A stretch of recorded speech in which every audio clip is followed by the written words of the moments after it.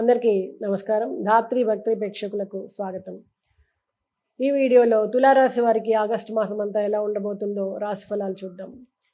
తులారాశి అనగానే చిత్త 3, 4 పాదాలు, స్వాతి 1, 2, 3, 4 పాదాలు, విశాఖ 1, 2, 3 పాదాల వారు ఈ రాశి వారిగా పరిగణించబడతారు. మీ పేరు గనక రా, రి, రు, రే, రో, తి, తు, తే అనే అక్షరాలతో గనక మొదలైనట్టయితే ఈ రాశి ఫలాలు మీకు కూడా వర్తిస్తాయి. అవకాశాల గురించి చూస్తే ఈ మాసము ఈ రాశి వారికి మధ్యస్థంగా ఉండడానికి అవకాశం ఉంది. ఉద్యోగంలో నిమగ్నమైతే తప్ప సరైన ఫలితాలు పొందలేరు. సూర్యుడు 10వ ఇంట్లో కూర్చున్నందువల్ల అనుకూలమైనటువంటి ఫలితాలు వచ్చేందుకు అవకాశం ఉంది. అయితే మీ పని మొత్తము కూడా ఎంత చేస్తే అంత ఫలితమే ఉంటుంది తప్ప చేయని దాన్ని మీరు ఎక్స్పెక్ట్ చేయడానికి వీల్లేదు. కార్యాలయంలో కొంచెం శ్రద్ధ వహించి ఉండాలి. ప్రమోషన్లకు ఆస్కారం ఉంది. పనిని కష్టంగా పూర్తి చేయగలుగుతారు. మీరు చేస్తున్నటువంటి పని యొక్క ప్రాముఖ్యత పెరుగుతుంది. అయితే జీతం పెరగడానికి కూడా అనేక అవకాశాలు ఉన్నాయి.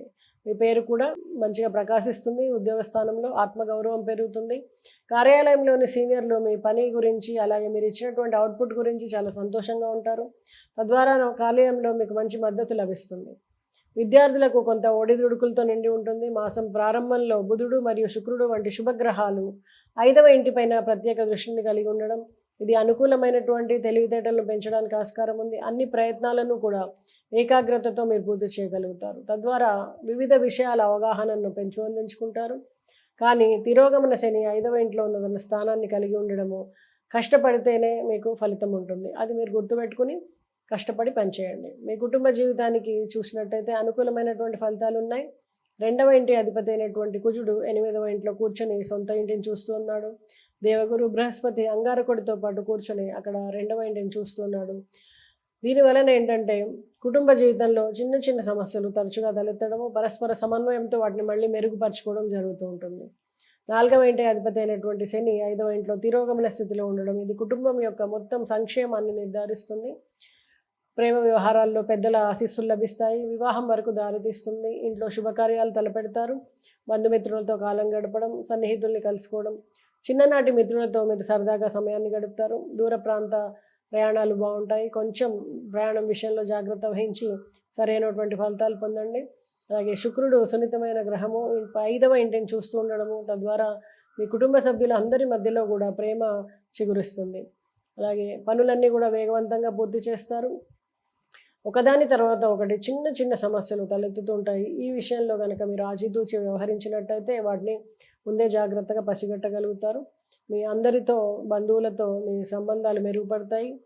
అలాగే తులారాశి వారిని చూసినట్టయితే ఆర్థిక పరిస్థితి గురించి మాట్లాడితే ప్రారంభంలో బాగుంటుంది. తర్వాత మెల్లిగా తగ్గుముఖం పడుతూ ఉంటుంది. ఆదాయ స్థాయిలు తగ్గుతుంటాయి. మీ ఆర్థిక పరిస్థితి మొత్తము కూడా ఓవరాల్గా చూస్తే పెరుగుదల నుంచి తరుగుదలకి వెళ్తూ ఉంటుంది. వ్యాపారంలో చిన్నపాటి నష్టం రావచ్చు. కాబట్టి వ్యాపారస్తులు పెద్ద పెద్ద ఇన్వెస్ట్మెంట్స్ చేసే విషయంలో కానీ షేర్ మార్కెట్ వ్యవహారాల్లో కానీ కొంచెం ఆచితూచి వ్యవహరించండి. ఆర్థిక వనరుల పెరుగుదల మాత్రం ఉంటుంది.